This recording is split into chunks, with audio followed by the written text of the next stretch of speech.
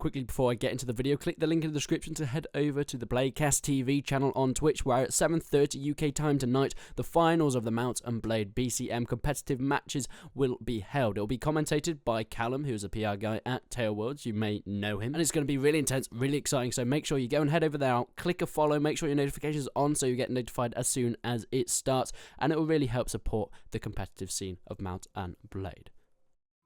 So there's been an interview with Armageddon, who of course is the lead guy at Tailworlds, and Bannerlord themselves. So we're going to be going over some of the main points that have come out there. So there'll be a link to all the interviews in the description, so you can go and check the full things out. It is in Turkish, but it has been translated on Reddit. So this is what we're going to be going over today, and we're talking a little bit about the unit count in the battles, and of course why it's actually taking so long for Bannerlord to come out. So enjoy the video. First off, talking about UI, they're wanting to push the battle sizes as big as possible. Now, it has been mentioned a while back that they want to try and get 1,000 soldiers in a single player match at one time. So maybe this is going to be possible, but it has been stated that battles like 300 versus 300 or 400 versus 400 can be done with ease, and they're able to run it absolutely fine. Which means that 800 guys on a battlefield is quite a lot. Maybe it could be pushed to 1,000 if that's with ease.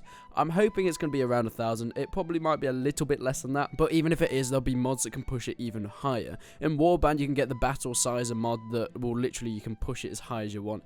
It does destroy your computer, but it's still a possibility. Still yet no confirmation or anything about the multiplayer. But if we're going to be getting 300 versus 300 maybe in battles, I'm thinking maybe 200 versus 200 in multiplayer, because the multiplayer comes with some completely new bridges to cross. Of course, you have to make sure that everyone is connecting and synced with each other. Ping is a massive issue. The more people you have, the laggier the servers are going to be. I don't know if they're going to be fully rented servers, or you're going to have to just use the official Mount and Blade servers. I'm assuming that they're going to let rented servers come in so people can have private servers for clan events and all that good stuff, because that's been a massive staple of Mount and Blade.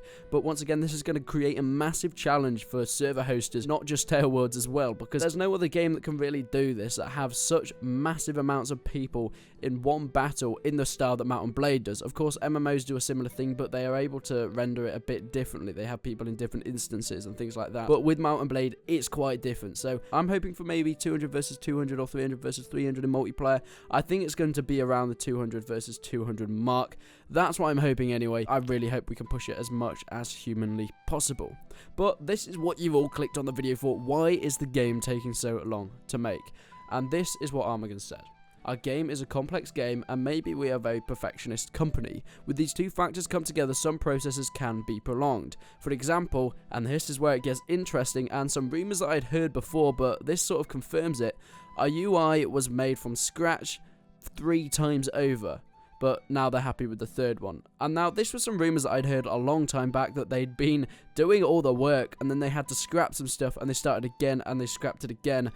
And this is what I'd heard as rumours, but it's interesting that this has actually been confirmed. I didn't know it was the UI specifically, but you know, the fact that there's such a big part of the game has been scrapped 2 times over, who knows? And a lot of people have said that they're not happy with the UI at the moment in Bannerlord, but I quite like it, and I think it's going to work pretty well. It makes everything a lot smoother.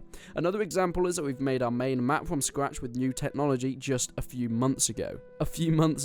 This interview came out, what, yesterday? And they said that they completely remade the map again from scratch. So, a few months ago.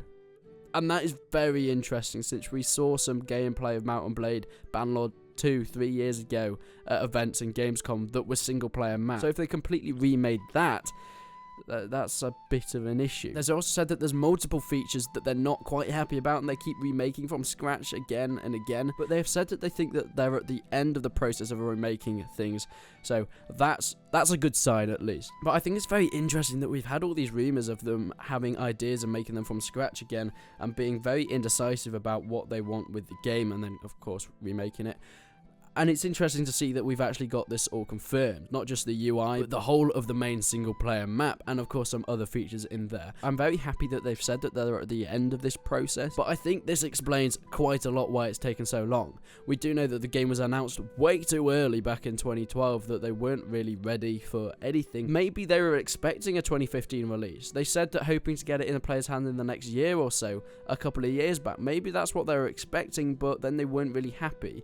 And like I said, they're very perfectionist, so they wanted to improve it, and it ended up them making it from scratch, taking a couple more years and adding that onto the release time. So this sort of explains everything, why the whole thing has been taking so long, and maybe it's going to be in the next year or so, who knows. I'm hoping we might get the beta or early access sometime 2019, maybe early to mid 2019. I don't think the full game's going to be out next year, that's just my speculations, but there's a source video down in the description if you want to make your own viewpoints, of course. Thank you guys for watching, I really hope you enjoyed. Make sure you click the subscribe button and put that notification bell on if you're an edgy teen. Thank you, and I'll see you in the next one.